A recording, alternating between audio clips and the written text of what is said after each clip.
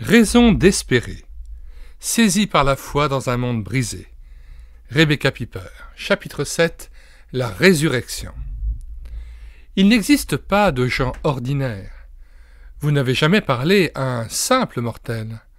Ce sont des êtres immortels avec lesquels nous plaisantons, nous travaillons, que nous épousons, rabrouons et exploitons, des horreurs immortelles ou des splendeurs éternelles.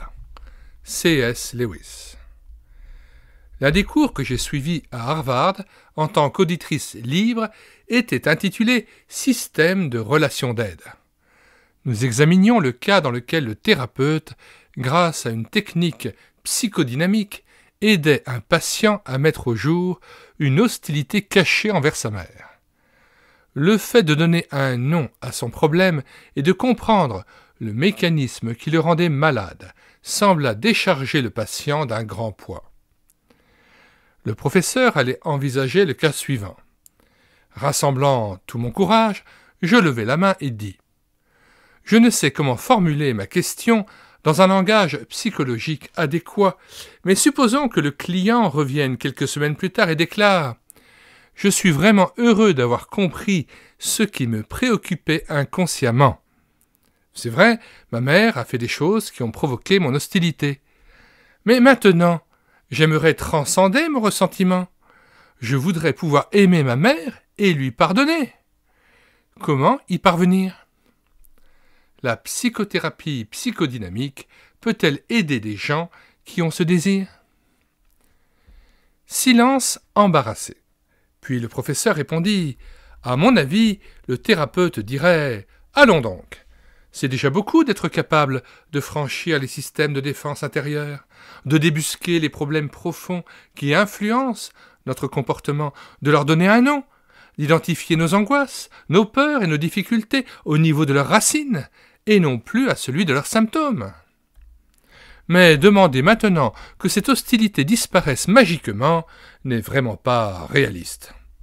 Le patient devra apprendre à vivre avec et à tout faire pour ne pas être contrôlé par elle. La franchise du professeur exaspéra la classe.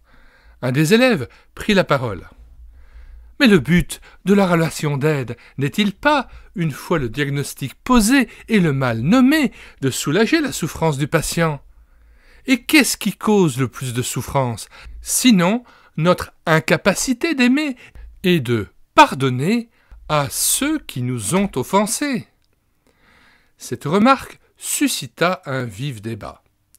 Un étudiant résuma ce que beaucoup pensaient. « Je ne m'attends certainement pas à ce que les problèmes soient instantanément résolus. Le pardon est un long processus. Mais notre espérance la plus haute, dans notre cas, se limiterait-elle à donner un nom à nos maux et à comprendre l'enchaînement des causes et des effets ? Pouvons-nous être guéris, nous aussi ? Pouvoir aimer et pardonner, n'est-ce pas une façon de vivre meilleure que simplement ne pas être contrôlé par la colère ? Si c'est le cas, comment aider nos malades à trouver la force de changer ? Le professeur répondit « Ce vers quoi nous tendons, permettre à nos patients de comprendre leurs sentiments refoulés, de les ramener à la surface et de les accepter pour ce qu'ils sont réellement.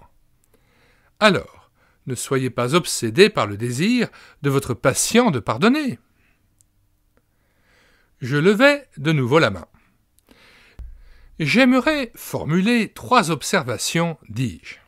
Premièrement, je suis tout à fait d'accord pour reconnaître que nous ne ferons pas de progrès tant que nous n'aurons pas compris et exprimé nos vrais sentiments.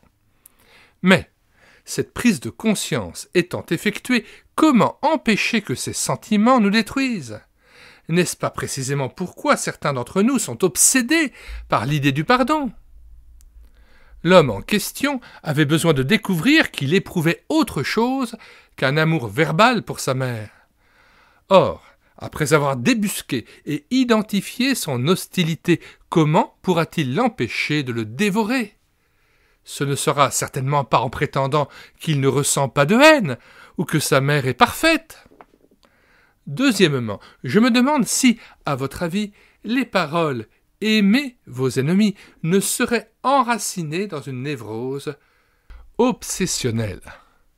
Troisièmement, j'aimerais préciser que je ne suis pas ces cours en vue d'obtenir un diplôme. La classe explosa de rire et le professeur, arborant un sourire plus jaune qu'il n'aurait voulu l'admettre, déclara « Si vous êtes à la recherche d'un moyen pour changer le cœur des patients, vous vous êtes trompé de classe. » Nous sommes effectivement à la recherche d'un cœur transformé. Nous avons vu qu'il ne peut y avoir de progrès tant que le mal est dissimulé, ni de solution tant que l'homme n'identifie pas son problème et qu'il ne le reconnaît pas comme sien. Nous avons remarqué que l'austérité de la vie ne se confond pas avec l'identification des maux dont l'homme souffre. Après avoir examiné la nécessité du changement, nous nous sommes demandé comment être transformés. Si la croix met nos maux à découvert et montre comment Dieu a résolu notre problème, la résurrection laisse entrevoir à quel point le comportement peut être modifié et de quelle manière. Culte dominical. La joie avec laquelle les chrétiens célèbrent la fête de Pâques est unique. Notre Église commémore la résurrection comme aucune de celles que je connais. C'est le seul dimanche où les huissiers ne marchent pas posément dans les allées. Ils semblent plutôt sautiller en distribuant des ballons de toutes les couleurs, sur lesquels les participants peuvent lire « Acclamez-le, il vit, il est vivant ». Alors, les ballons en main, nous sortons de l'église, nous nous répandons en ville en chantant, lâchant joyeusement nos ballons et accompagnant leur montée dans le ciel de nos applaudissements. Un dimanche, nous devions partir tôt. Devant le paysage, je m'écriai « Regardez, quelle palette de couleurs! L'enthousiasme et la joie règnent !» Je me demande ce que penserait un athée devant ce spectacle. Il se demanderait sans doute « Qu'est-il donc arrivé sur la terre ?» C'est bien là la vraie question. Qu'est-il donc arrivé sur la terre pour que nous célébrions cette journée avec une telle ferveur, aussi bien à Washington qu'à Paris, Séoul ou Sydney? D'abord, Christ est venu. Il a visité la planète Terre. Comme un météore venu de l'espace, il a laissé une empreinte si profonde que depuis ce temps-là, le monde n'est plus comme avant. Mais ce n'était que le commencement. Frappé de la pire des sanctions que notre monde pouvait lui infliger, à savoir la mort, Jésus ressuscita. Il a ouvert le tombeau en poussant de côté la pierre qui en obstruait l'entrée et il en est sorti avec puissance. À partir de ce jour, l'univers n'a plus été le même.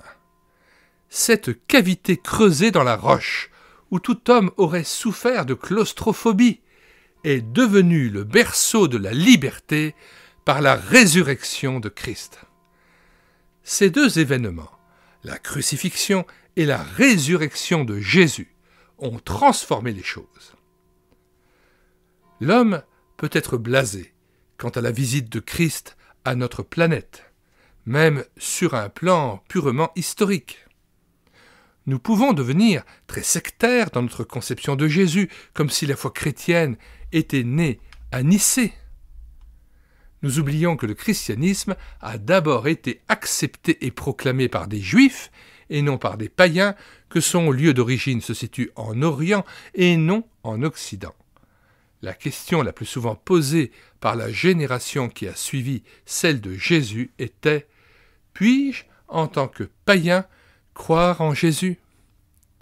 Aujourd'hui, les Juifs se demandent comment, en tant que Juifs, ils peuvent croire en Jésus.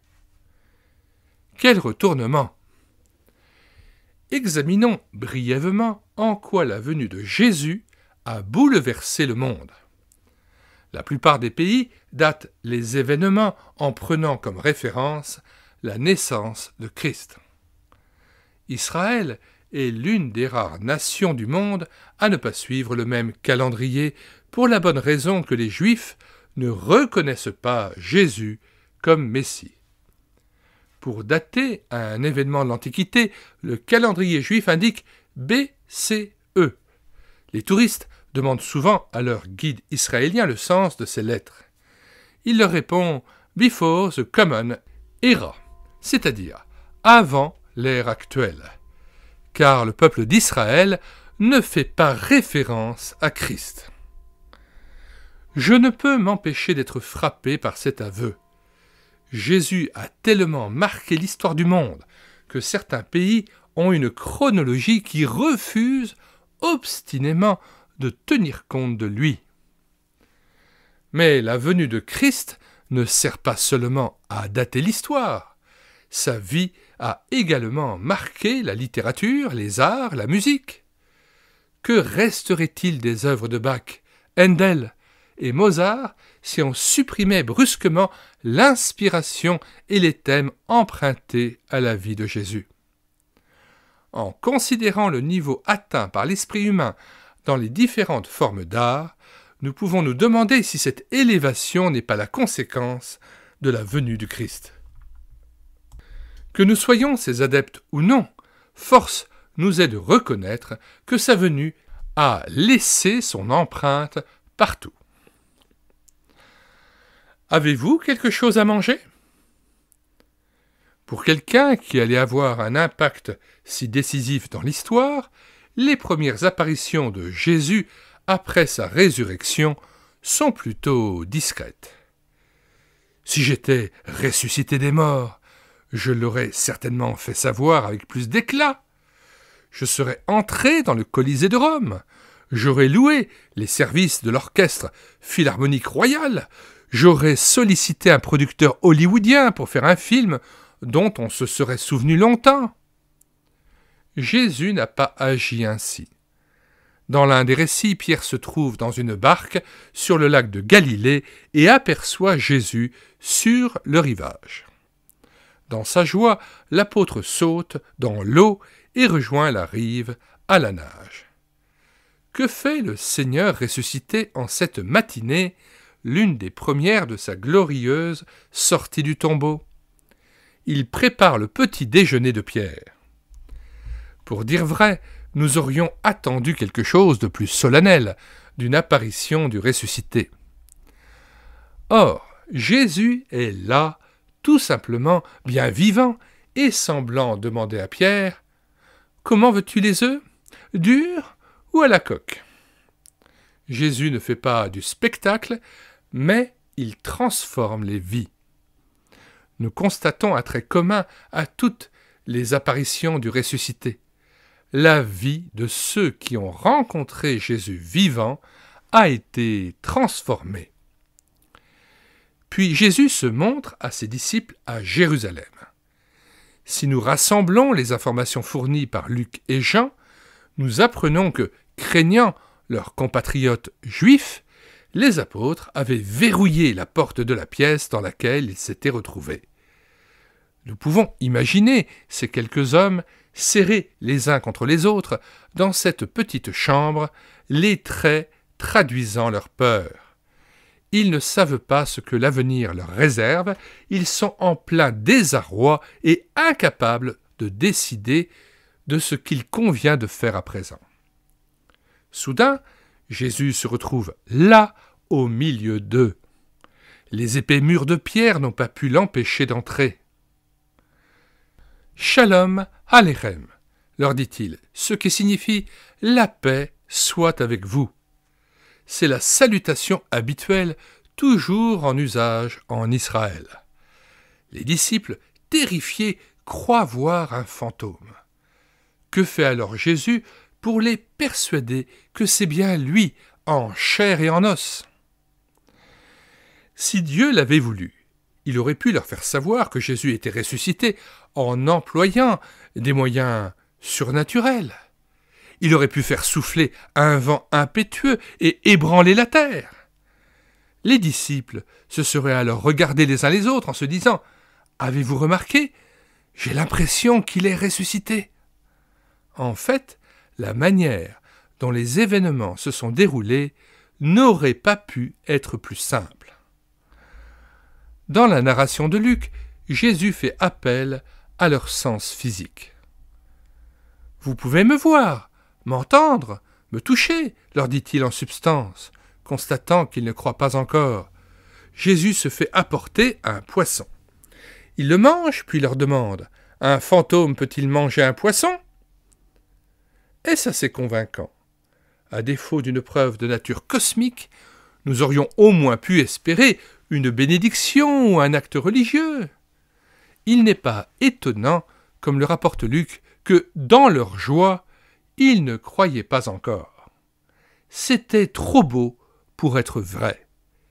Il n'y avait pas de mots pour exprimer la crainte respectueuse qui remplissait la pièce. Le fait que Jésus mangeât du poisson et non du pain est probablement un indice de la sagesse de Dieu. Après le départ du Maître, les disciples se sont certainement demandé s'ils avaient bien vu quelqu'un. Si Jésus avait mangé du pain, ils auraient pu penser que, bien qu'ayant cru avoir apporté 5 pains, il n'en avait en réalité apporté que 4. Mais Jésus avait mangé du poisson. Il n'est pas difficile d'imaginer les disciples débarrassant arêtes et déchets, pour se dire ensuite « Nous sommes persuadés qu'il y avait de la chair de poisson sur cette arête avant que Jésus n'entre dans la pièce. » Une communauté de blessés.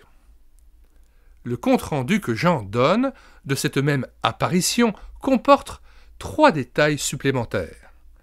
Après avoir mangé le poisson, et une fois la conversation bien engagée, Jésus dit pour la seconde fois « La paix soit avec vous ». Puis, il leur montre ses blessures, il les charge d'une mission dans le monde, et finalement leur confère l'autorité et le pouvoir de la remplir. Chacun de ces actes prend une place particulière et projette une lumière spéciale sur la portée de la résurrection. Pour comprendre le sens de ce que Jésus accomplissait, nous avons besoin de nous souvenir de ce que représentent ces plaies. Elles sont les preuves de la souffrance.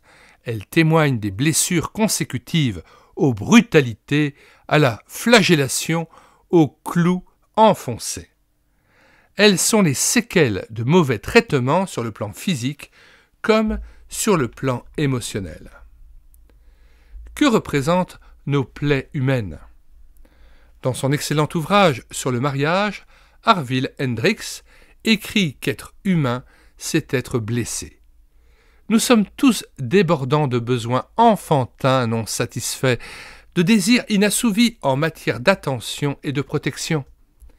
C'est pourquoi, devenus adultes, certains d'entre nous s'accrochent à leurs semblables pour compenser le peu de temps qu'ils ont passé sur les genoux de leurs parents. D'autres se tiennent à distance de peur d'être engloutis ou parce qu'ils ont été rejetés. Hendricks défend la thèse suivante. Les personnes affectueuses qui éprouvent le besoin de s'attacher ont tendance à choisir comme conjoints des personnes qui cherchent plutôt à maintenir une certaine distance avec autrui. Mais examiner les causes de ces comportements ne signifie pas que nous accusions nos parents. Nous ne faisons que mettre en évidence une vérité. Parce que nous vivons dans un monde déchu, nous sommes tous des créatures blessées, élevées par des parents blessés eux aussi. Nous épousons d'autres créatures blessées et nous blesserons nos enfants. Ce n'est pas de gaieté de cœur que nous poursuivons sur la même lancée que nos prédécesseurs, mais nous ne pouvons faire autrement. Nous avons beau masquer nos cicatrices par le déni et la fanfaronnade, elles ne disparaissent pas pour autant. Hendricks pense même que ce sont les relations les plus intimes, notamment la relation conjugale, qui révèlent le mieux les plaies les plus profondes. Nous vivons à une époque où la psychologie a tendance à supplanter la théologie. Nous avons donc besoin de nous convaincre que nos blessures n'ont pas seulement des causes d'ordre psychologique.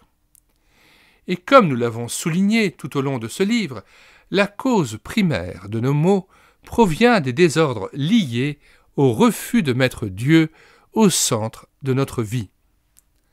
Ayant décidé de ne pas rester à la place que Dieu nous avait assignée, nous nous sommes blessés. Lorsque nous pensons à Jésus, nous ne pouvons pas lui appliquer le même raisonnement. Ses blessures sont différentes. Certes, comme nous, Jésus a connu la tristesse, la douleur, la frustration et l'exaspération. Mais avant la croix, il n'a jamais fait l'expérience de la séparation d'avec Dieu, qui est une conséquence du péché. C'est cette rupture qui, bien plus que les clous et l'asphyxie, a rendu la croix si horrible. C'est pour cela que Jésus, contrairement aux martyrs qui l'ont suivi, n'a pas pu marcher vers la mort en chantant des cantiques. C'est encore pour cela que Socrate semble plus positif que Jésus devant la mort. Seul Jésus savait quel était le prix à payer pour le péché des hommes. Seul il savait dans quelle angoisse le plongerait l'abandon de son Père. C'était rien moins que l'enfer, et c'est pourquoi Christ a connu une telle agonie. Celui qui n'avait jamais connu la moindre fêlure dans ses relations avec Dieu acceptait d'être séparé de lui. Il a finalement été fait péché pour nous. Les plaies que Jésus montre à ses disciples sont donc différentes. Elles parlent de ses souffrances et de sa mort sur la croix, de son don d'amour. Il ne dévoile pas ses plaies en disant « Le temps finit par guérir toutes les blessures ». Il leur déclare tout simplement « La paix soit avec vous ». Il avait déjà employé cette formule de salutation en entrant dans la pièce. Cela paraît donc étrange qu'il la répète. Déjà, sa première salutation n'était pas du genre purement conventionnel. Elle l'est certainement encore moins lorsqu'il la réitère en montrant les marques de ses blessures. Un de mes amis, un érudit, pense que Jésus évoque implicitement ce qui a été écrit de lui dans le poème du serviteur souffrant d'Ésaïe 53. Il veut leur faire comprendre qu'il est l'accomplissement de cette prophétie. Mais il était transpercé à cause de nos crimes, écrasé à cause de nos fautes. Le châtiment qui nous donne la paix est tombé sur lui, et c'est par ses meurtrissures que nous sommes guéris. Nous étions tous errants comme des brebis, chacun suivait sa propre voie, et l'Éternel a fait retomber sur lui la faute de nous tous. Ainsi, la résurrection et ses plaies fraîchement guéries attestent que Dieu a accepté le sacrifice de Jésus en notre faveur. D'une manière que nous ne pouvons pas complètement saisir, Dieu a transformé les plaies de Jésus en une source qui nous apporte à nous, créatures brisées, blessées et souffrantes, la vie, la guérison et la restauration. Ces plaies mortelles sont notre vie. Comment la mort du Fils de Dieu peut procurer le bien-être à des gens malades, le pardon à des pécheurs et la guérison à tous ceux qui souffrent, cela demeurera le dernier mystère de ce monde. Mais tel est le miracle de la croix, déjà visible dans la gloire toute neuve de la résurrection. Les effets de la résurrection de Jésus pour nous. De même que Jésus est venu vers ses disciples, il vient aujourd'hui vers nous qui sommes barricadés derrière les portes de nos frayeurs et de notre confusion. Nous aussi, nous nous sentons prisonniers de notre péché et de nos manquements. Le Seigneur se présente devant nous, montre ses plaies et nous dit « Accepte mon offre de paix ». C'est une paix réelle qu'il propose, car par ses meurtrissures, nous sommes réconciliés avec Dieu. Il nous communique espérance, paix et joie par la puissance transformatrice de la résurrection. Il ne supprime pas notre souffrance, mais il la transforme et nous donne des raisons d'espérer malgré notre état. Il serait difficile de faire confiance à un Dieu qui n'aurait pas souffert et qui ne comprendrait rien à la douleur. Or, celui qui se présente à nous est précisément l'homme de douleur. Lui, le Fils de Dieu qui s'avance sans honte pour nous montrer ses plaies et nous souhaiter la paix. Comme le dit l'auteur de la lettre aux Hébreux, nous n'avons pas un souverain sacrificateur incapable de compatir à nos faiblesses. Mais il a été tenté comme nous à tous égards, sans commettre de péché. Approchons-nous donc avec assurance du trône de la grâce, afin d'obtenir miséricorde et de trouver grâce en vue d'un secours opportun. Hébreux 4, versets 15 à 16. Les cicatrices de Jésus ressuscité nous laissent présager d'éventuelles souffrances dans notre vie. Des jours viendront où peut-être rien n'aura de sens, où notre vie sera en butte au mal et au chaos. Nous connaîtrons encore des moments où nous nous sentirons en plein désarroi et même désespérés, où nous n'apercevrons aucune lueur d'espoir. Mais les plaies de Jésus nous enseignent une leçon. Il faut persévérer, être patient et faire confiance à Dieu, même lorsque les circonstances semblent contraires. Il ne manquera pas de nous secourir.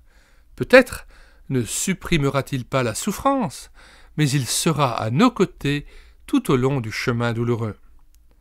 Sa présence à elle seule est capable de nous métamorphoser. Comment en être sûr ?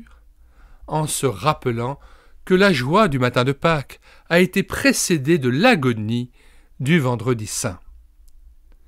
La croix situe nos souffrances dans une perspective plus vaste. Aussi aiguës qu'elles soient, nous savons qu'elles sont à leur juste place et que tout finira bien. Dieu est là, il nous aime, nous soutient, nous rend capables de persévérer et fait de nous peu à peu des êtres meilleurs. La croix nous prépare en vue des temps difficiles. La résurrection prouve que Dieu est plus grand que le mal. Elle nous communique confiance et espérance pour les moments sombres de l'existence. Les plaies du Christ ressuscité démontrent que notre espoir n'est pas vain. La même puissance. Imaginez que vous assistiez à la crucifixion et à la mise au tombeau. Tout le monde est parti. Vous êtes seul avec le corps de Jésus. Que ressentez-vous ? Peut-être la peur ? Vous êtes disciple de Jésus. Or, les autorités l'ont mis à mort. Ne vont-elles pas vous infliger le même sort ? Vous êtes en colère, non seulement contre ceux qui ont crucifié Jésus, mais contre Jésus lui-même. Pourquoi voulait-il absolument mourir ? Pourquoi a-t-il choisi cette stratégie insensée ? Il aurait pu se cacher et attendre que les esprits se calment. Le premier venu aurait réussi à faire faux bond à ceux qui venaient l'arrêter.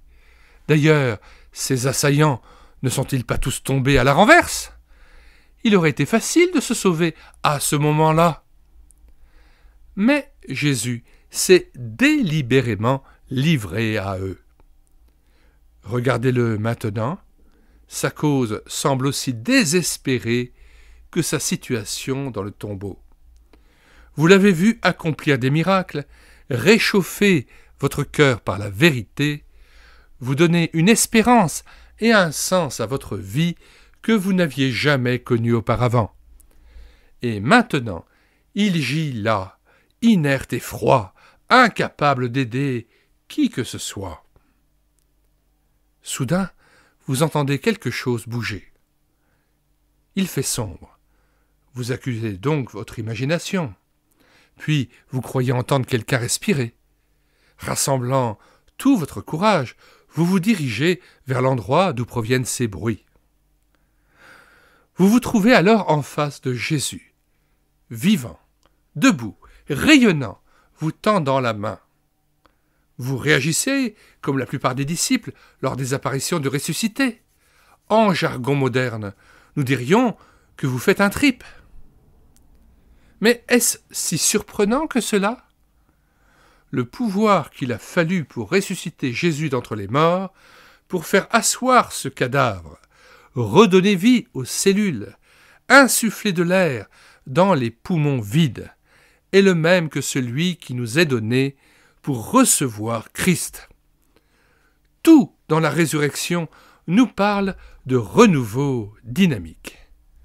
Comme l'écrit Eugène Peterson, la Bible n'est pas un script pour une oraison funèbre, mais l'histoire d'un Dieu qui apporte toujours la vie là où nous nous attendons à trouver la mort. On y voit partout l'histoire de la résurrection. Je suis toujours surprise de constater que les gens religieux ont la nostalgie du passé. Ils hésitent à sortir des sentiers battus. Le Nouveau Testament ne se fait pas l'avocat du bon vieux temps. Le passé étant pardonné et l'avenir ouvert par un passage en forme de croix pratiqué dans le tombeau, il fait porter tout l'accent sur le présent qui s'étire vers l'éternité par le chemin du futur. La résurrection nous permet de vivre différemment parce que nous avons reçu un don permanent que nous ne possédions pas auparavant. Le Saint-Esprit, l'agent de notre transformation, celui qui nous vivifie jour après jour dans notre croissance en Dieu. Parce que nous avons été unis à Christ d'une façon vivante et vitale, nous recevons la vie et la puissance par le Saint-Esprit. Au-delà du bonheur, la joie. Méditons ce thème de la nouveauté dynamique et réfléchissons à la manière dont la résurrection affecte notre cheminement et notre recherche. Considérons la poursuite du bonheur et tout ce que l'homme estime nécessaire pour être heureux et aimé. Certains affirment que ce désir est déplacé puisque nous vivons dans un monde déchu dans lequel la félicité la plus pure reste éphémère. Il existe tellement de facteurs qui risquent de saper les fondements de mon euphorie.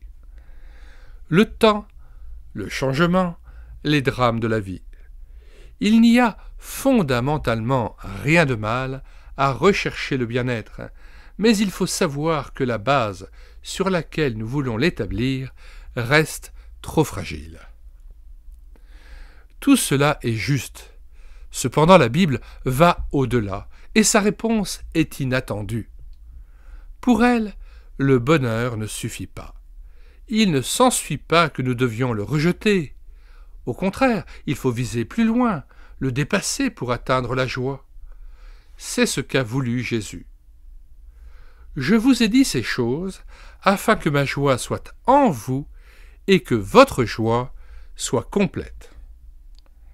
Dieu veut pour nous plus que la satisfaction de nos désirs les plus profonds.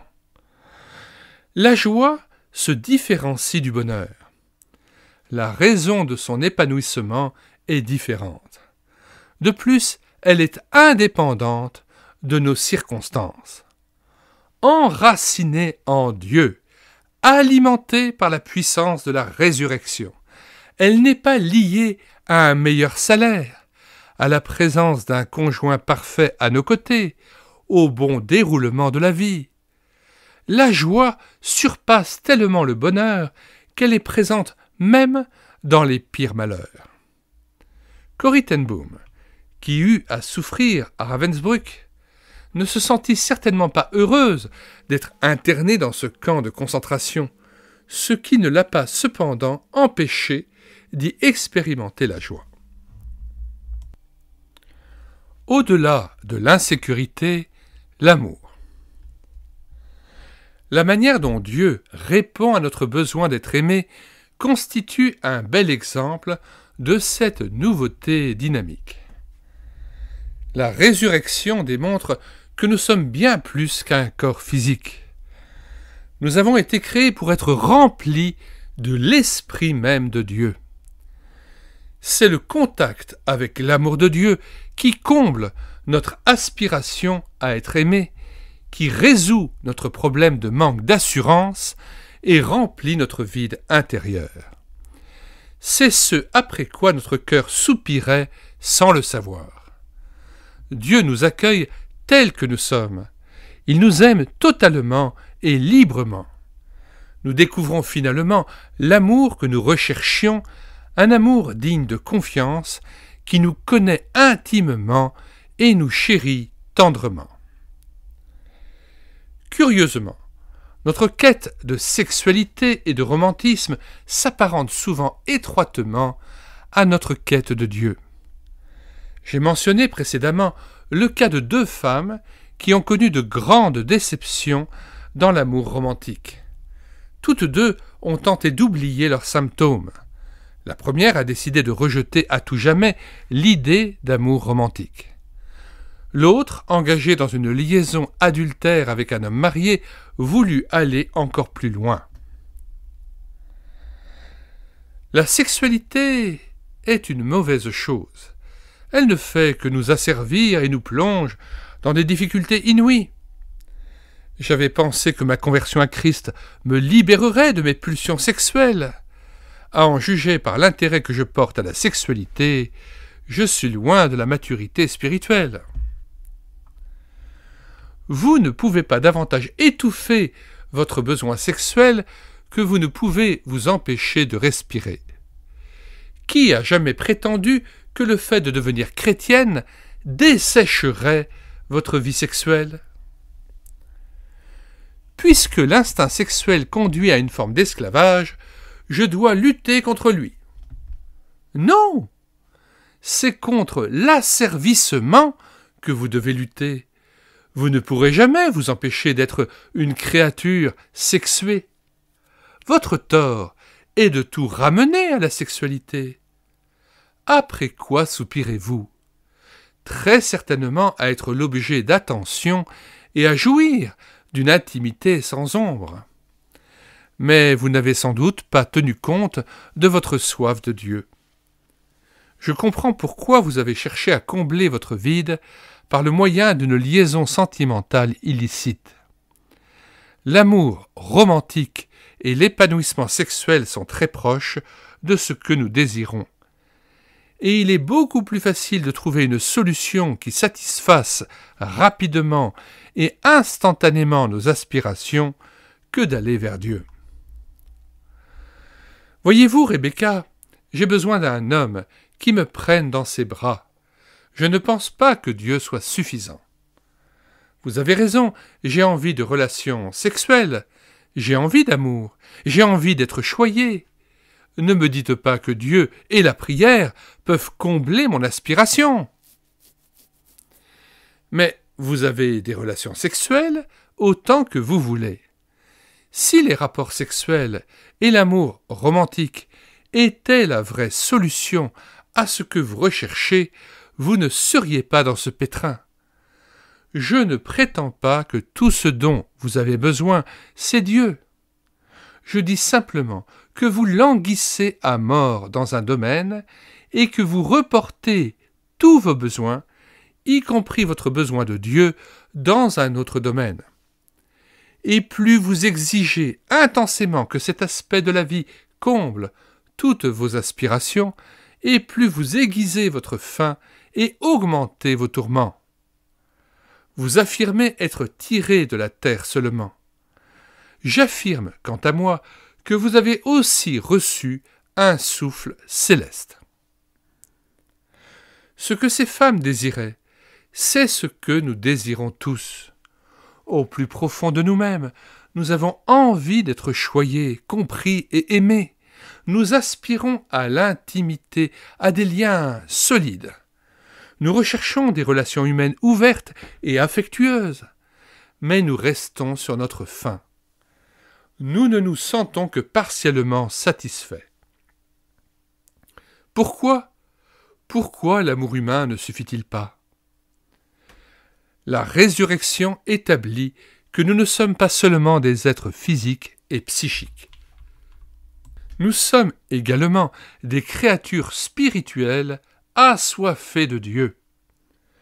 Notre vide est réel, notre besoin d'amour est profond, mais le soupir le plus intense est dirigé vers Dieu.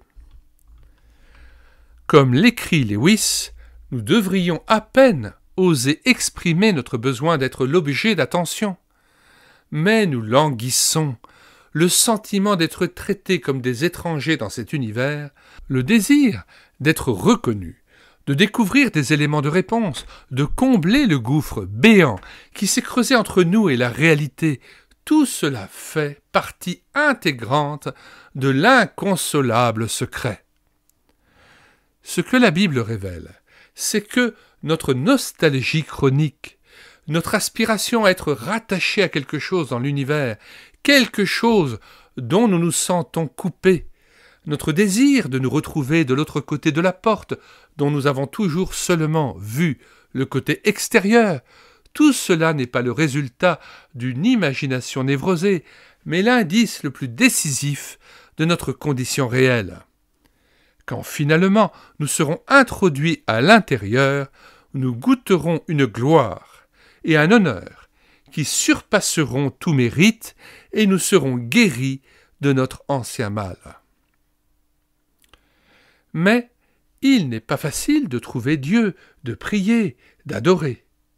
Selon Peterson, parce que c'est si difficile, nous sommes toujours enclins à nous tourner vers ce qui est plus aisé, tout particulièrement si cela semble englober tous les éléments de l'adoration. C'est justement ce que promettent le romantisme et la sexualité. Combler notre besoin d'amour et nous permettre de nous fondre dans quelque chose de plus vaste que nous. Parce que je désirais la vie éternelle, je couchais avec des putains et je buvais pendant des nuits. J'avais plané, bien heureux.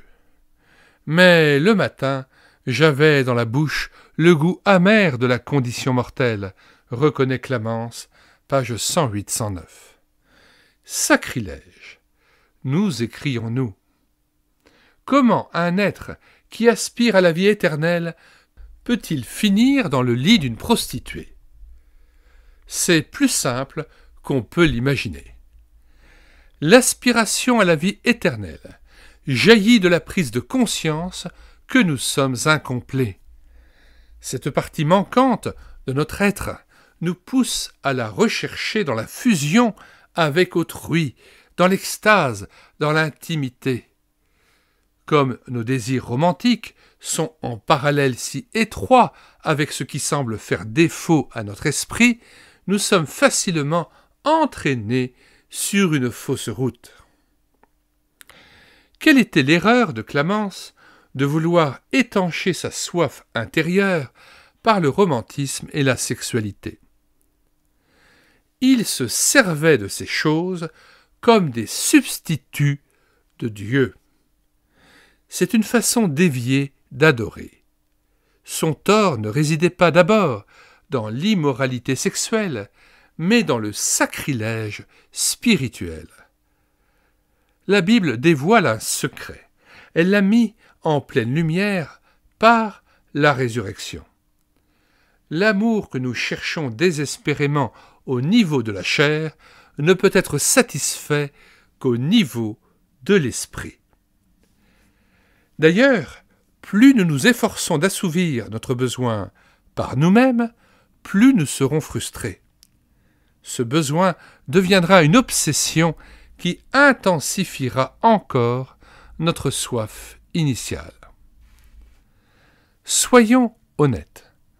Puisque notre condition humaine est immanquablement liée à des besoins non satisfaits, ne sommes-nous pas en train de projeter ces besoins dans notre relation avec Dieu?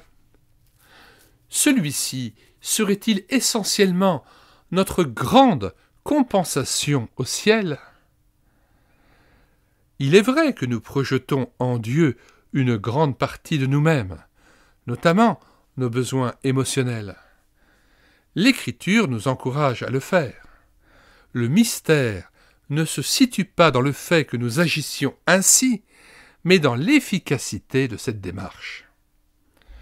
Oui, l'amour de Dieu peut nous remplir, nous soutenir et répondre richement à tous nos besoins. Je me demande parfois si les chrétiens n'ont pas oublié cette grande vérité. Lorsque je parlais à une amie chrétienne de ces deux dames dont la vie était plongée dans une si grande tourmente, en me gardant bien de révéler leur identité, elle me répondit « Il est évident qu'elles ont besoin d'apprendre l'obéissance. » Elle avait raison dans un sens. Nous devons tous nous démarquer résolument de ce qui nous détruit. Accepter de faire face à des périodes creuses avant que les récompenses de l'obéissance deviennent une réalité. Mais mes amis ont besoin d'autre chose que d'une obéissance froide et mécanique. Elles ont besoin de faire l'expérience de la présence de Dieu, de son tendre toucher, de sa brise légère sur leur vie. Lorsque l'Église d'aujourd'hui prêche la nécessité d'une stricte obéissance, elle rend la tâche encore plus difficile à ceux qui sont déjà en plein désarroi ou en chute libre. Ils ont l'impression qu'il n'y a pas de récompense. Mieux vaut se remplir soi-même de choses destructrices, mais qui donnent le sentiment d'être au moins partiellement comblé, se disent-ils, que de suivre Dieu et de se sentir vide. Nous n'approuvons pas plus le renoncement forcé à soi-même que le contentement de soi béat. Nous encourageons plutôt une obéissance inspirée par une prise de conscience de plus en plus vive de l'amour du Père et par une confiance croissante dans cet amour. Il se peut que cette obéissance commence par être instinctive, nous laissant un sentiment de sécheresse intérieure. Mais elle aboutit à la paix et à la joie. À celui qui se remplit de choses nuisibles, souvent d'excellents dons qui ont été pervertis, il faut conseiller, non pas « cesse de te gaver de mauvais remèdes », mais « éloigne-toi de ce qui te ruine et remplis ton être intérieur de Dieu lui-même. » C'est lui que ton cœur désire depuis si longtemps. J'ai été encouragé par la réaction d'une autre femme à ces récits. Elle avait fait un mariage très heureux et aucune difficulté majeure n'assombrissait sa vie.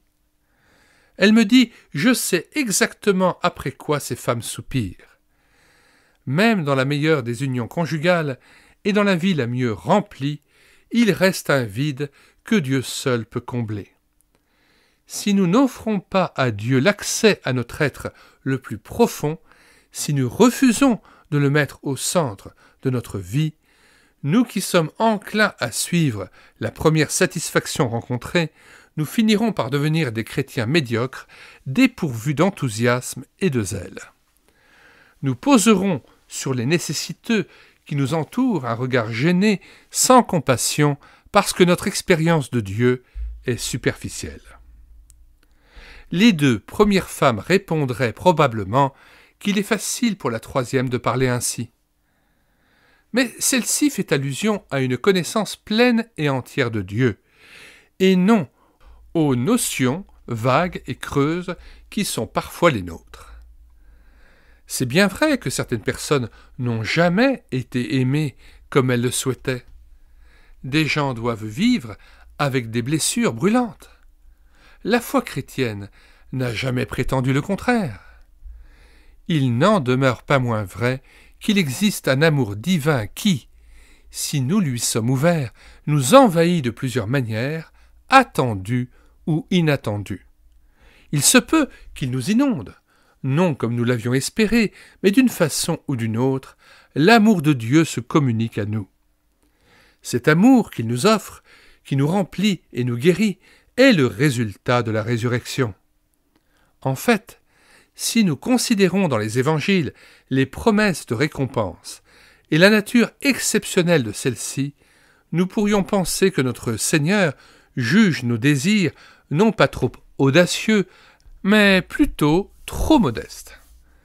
Nous sommes des créatures qui se contentent du médiocre, qui courent après la boisson, le sexe et la gloriole, alors que des joies infiniment plus élevées leur sont offertes.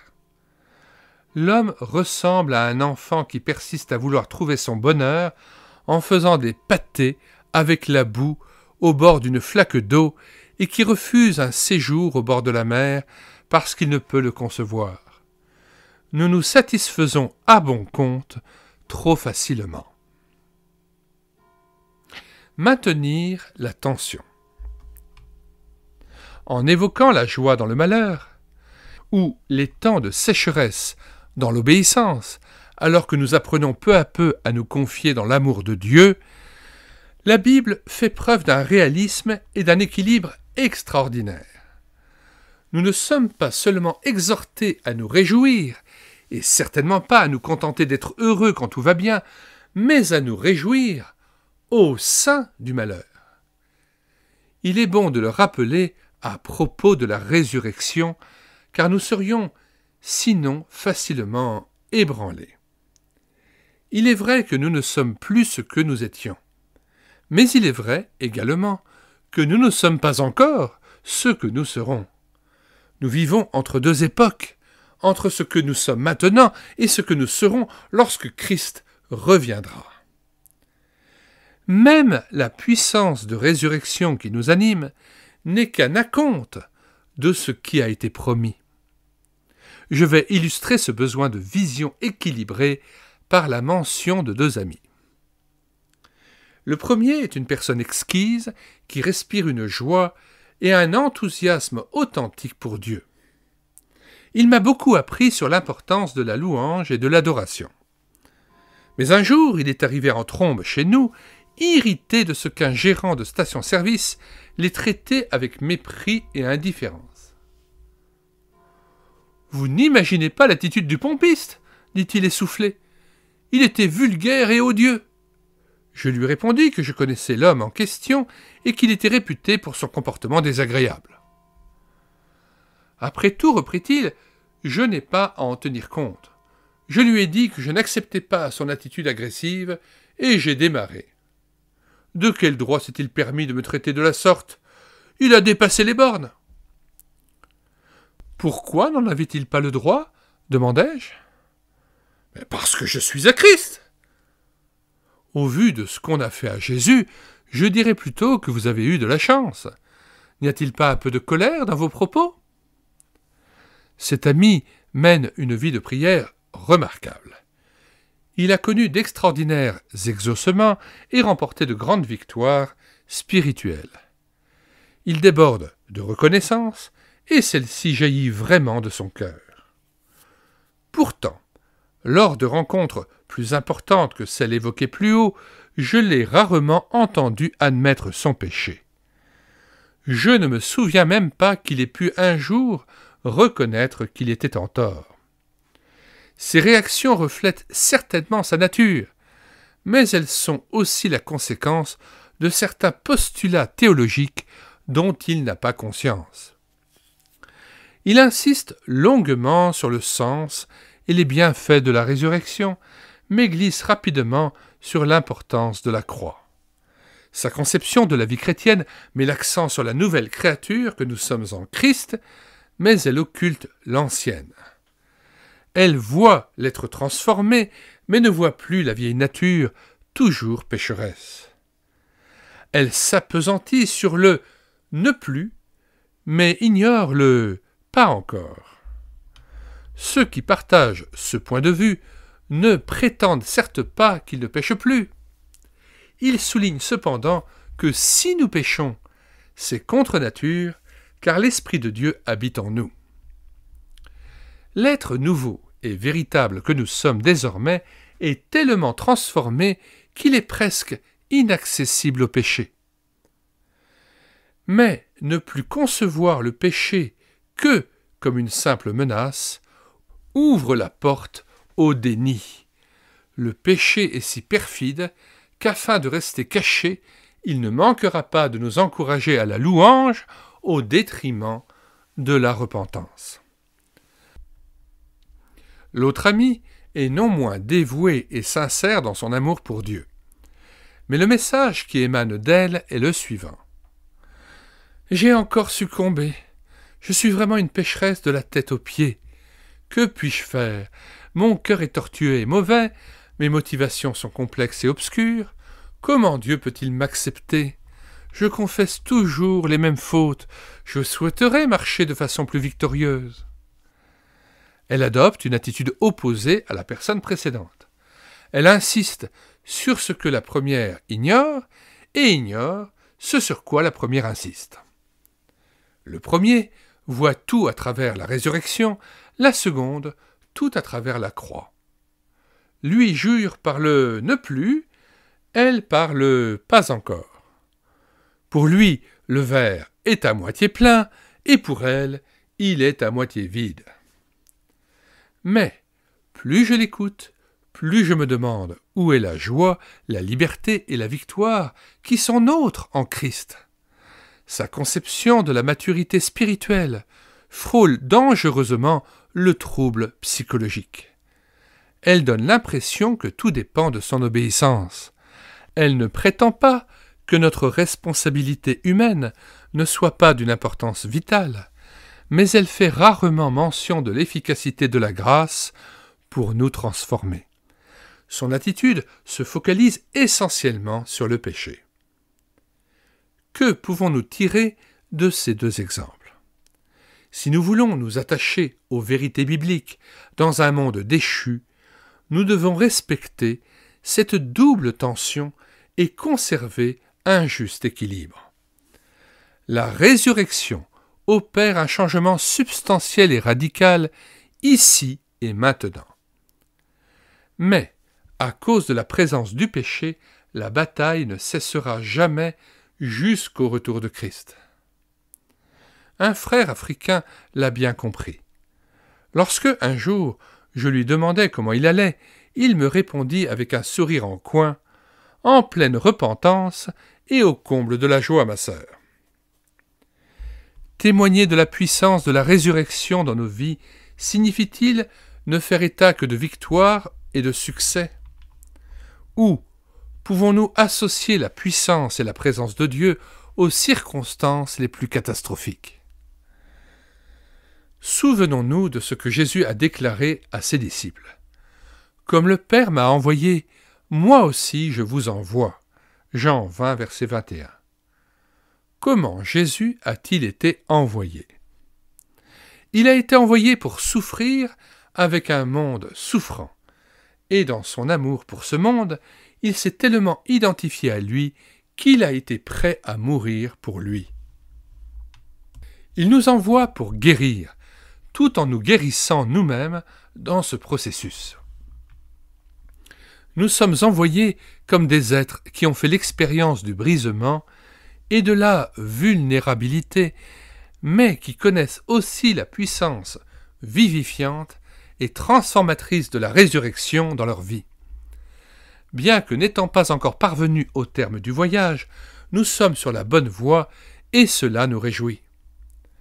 La vérité est que les gens sont prêts à tendre l'oreille à nos paroles quand ils constatent que nous avons les mêmes difficultés qu'eux, mais que Dieu nous donne la force de faire un pas de plus chaque jour.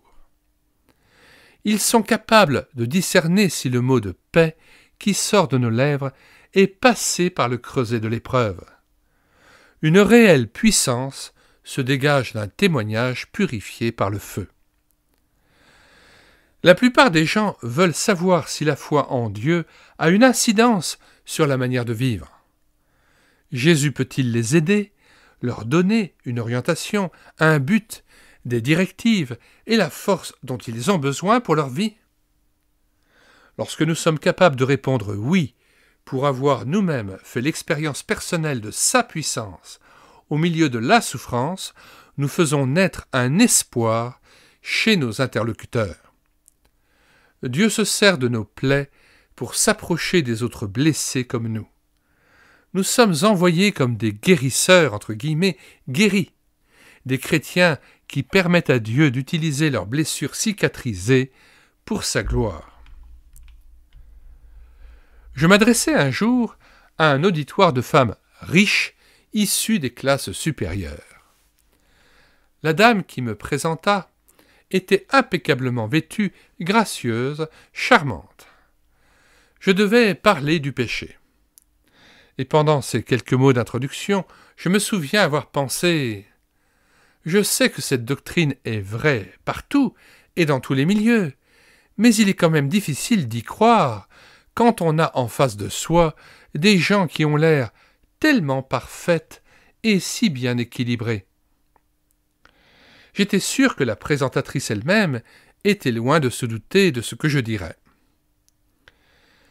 Après mon exposé, elle se leva pour nous inviter au repas. Mais auparavant, elle tint à préciser ceci. Ce que Rebecca vient de nous dire à propos du péché et de notre déni m'a profondément touché. J'ai donc décidé de partager une expérience avec vous. Comme la plupart le savent, nous avions placé notre fille dans un des meilleurs internats d'Europe. Cette décision peut vous sembler ambitieuse et gage de réussite.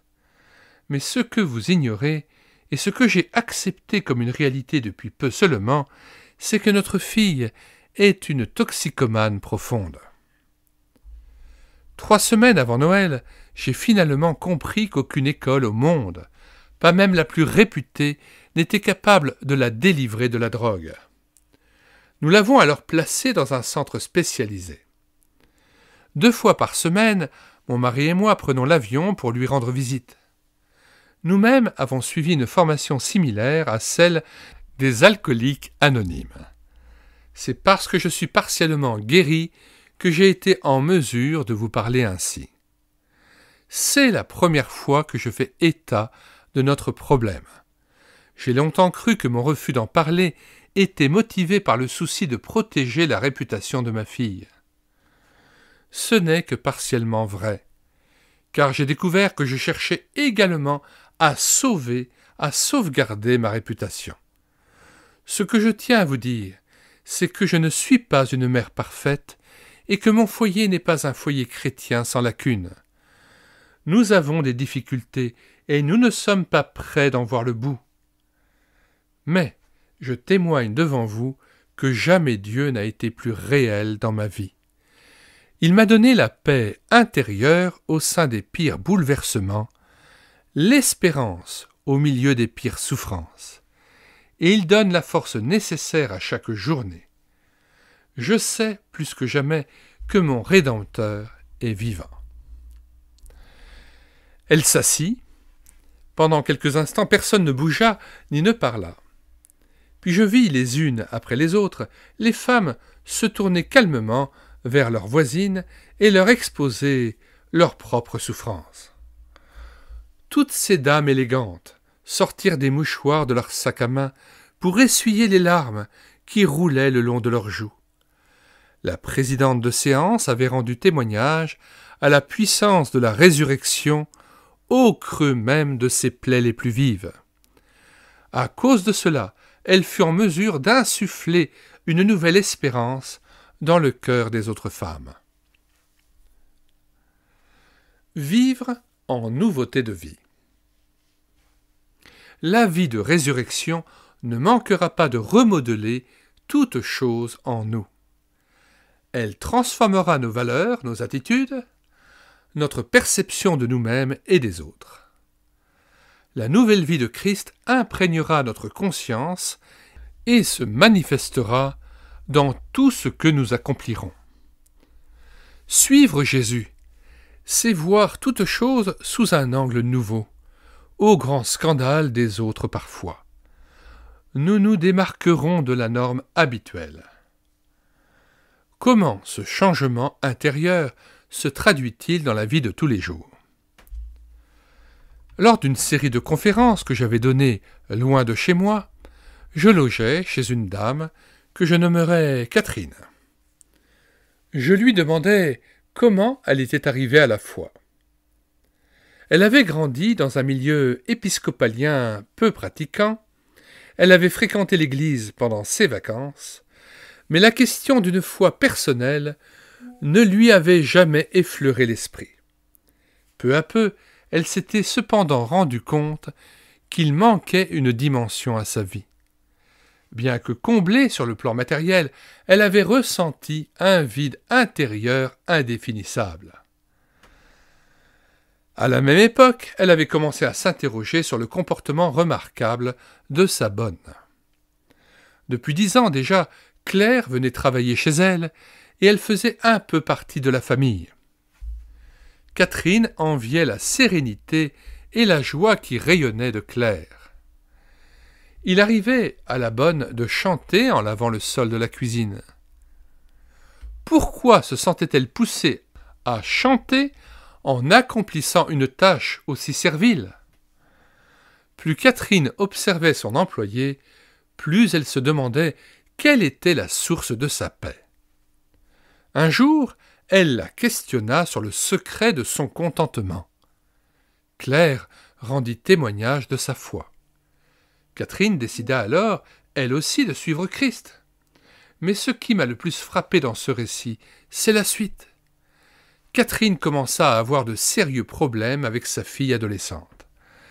Elle reçut un jour un appel téléphonique de la police, l'informant que sa fille avait été arrêtée pour être entrée par effraction dans la maison d'un voisin et y avoir volé des bijoux.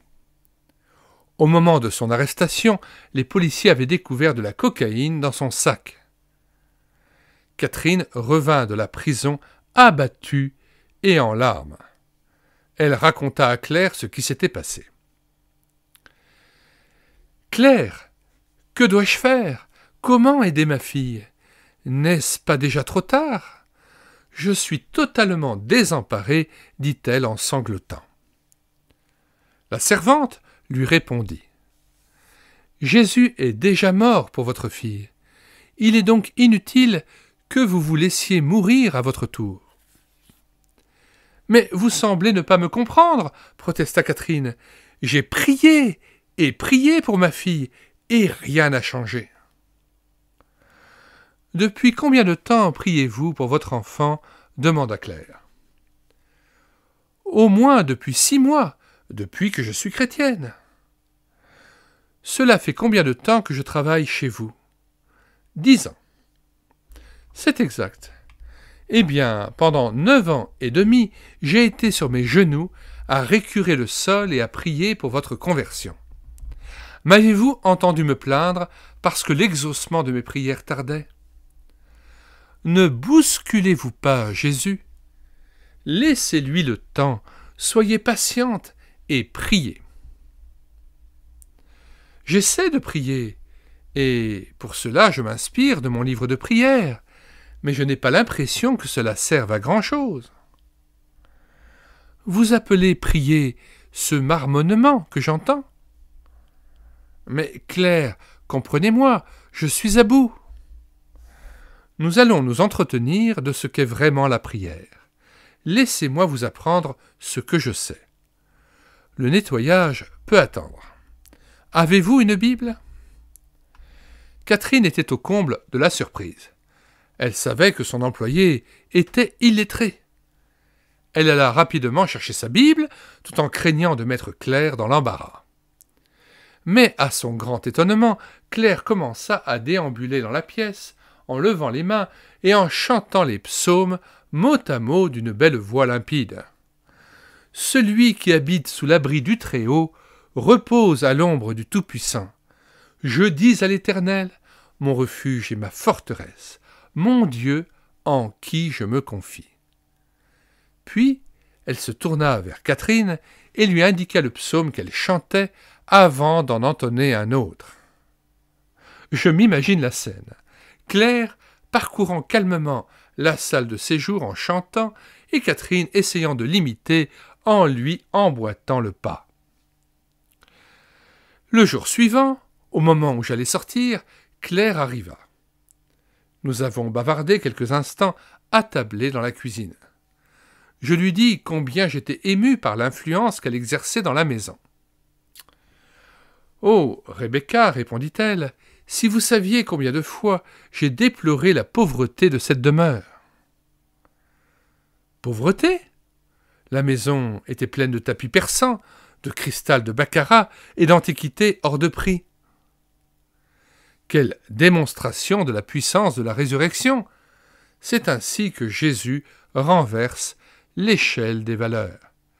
Quelle personne, entrant pour la première fois dans cette habitation, aurait pu deviner qui était l'enseignante et qui l'élève, qui était la femme lettrée et qui l'illettrée, qui était la riche et qui la pauvre.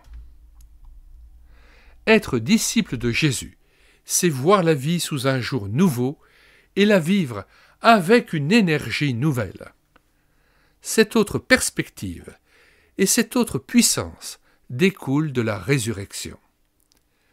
Comme Claire, nous devenons des témoins de la résurrection. Au moment où je prenais congé de mes hôtes, Claire me lança « Mais Jésus est vainqueur et nous pouvons entonner un nouveau chant de gloire. » Combien c'est vrai! Fin de la lecture audio du chapitre 7, intitulé « La résurrection ». Nous mettons, comme à l'ordinaire dans les commentaires de cette vidéo, le lien de téléchargement gratuit de cet ouvrage, ainsi que le lien d'autres ouvrages de Rebecca Piper que nous vous recommandons, épuisés et non réédités, et dont nous avons assuré la réédition numérique. Car tel est le projet de médiathèquechrétienne.fr, assurer la réédition numérique gratuite d'ouvrages chrétiens épuisés et non réédités. Nous avons réédité numériquement sous forme de book déjà 1400 ouvrages. Alors, n'hésitez plus. Sur la barre de recherche Google, vous écrivez médiathèquechrétienne.fr, tout attaché, sans accent. Arrivé sur le site, vous cliquez sur « Livres à télécharger ». Puis, vous faites une recherche par ordre alphabétique d'auteur. Pour Rebecca Piper, vous cliquez sur « P » et une fois trouvé l'auteur, vous cliquez sur l'ouvrage que vous souhaitez télécharger, par exemple « Raison d'espérer » en cliquant sur le lien « Lire, écouter, télécharger ». Puis vous cliquez sur l'onglet « Télécharger en Word ou en PDF » et l'ouvrage est à vous immédiatement, gratuitement, sans avoir à vous inscrire sur le site médiathèquechrétienne.fr ou sans avoir à télécharger un logiciel quelconque. Faites part autour de vous de cette richesse, de cette médiathèque chrétienne. Plusieurs églises déjà nous ont fait confiance et ont mis comme référence sur leur site internet de leur église le lien de médiathèquechrétienne.fr afin que chacun dans cette église puisse avoir cette ressource à leur disposition. Avant de nous quitter, nous vous invitons à regarder les playlists, les 260 playlists de cette chaîne YouTube, playlists de cantiques que nous avons mis en parole, plus de 1000 déjà mis en parole et à votre disposition pour nourrir votre louange individuelle ou en assemblée, plus de 60 audiobooks que nous avons pris en charge, plus de 80 BD tournesol lus avec caméra de document et des centaines d'ouvrages que nous présentons régulièrement afin que vous puissiez les télécharger et les lire sous forme de book. Avant de clore cette vidéo, comme à l'ordinaire, j'aimerais prier avec vous. Père Céleste, tu connais le cœur de ceux qui ont écouté cette vidéo. Tu connais mon cœur.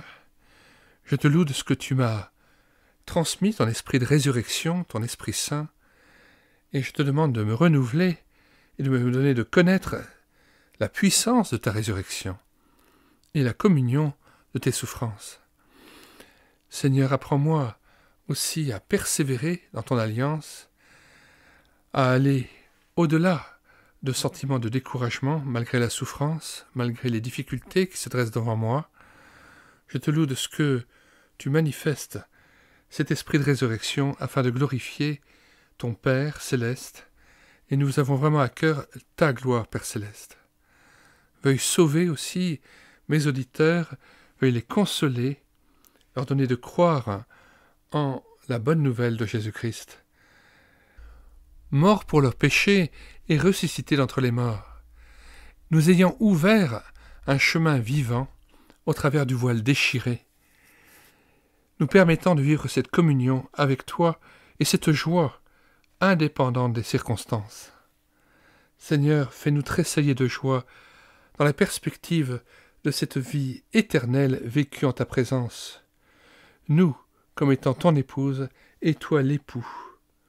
Nous te contemplant éternellement et étant transformés à ton image, vivant avec joie en la présence du Père. Seigneur, apprends-nous à persévérer et à avoir ces yeux du cœur qui te voient.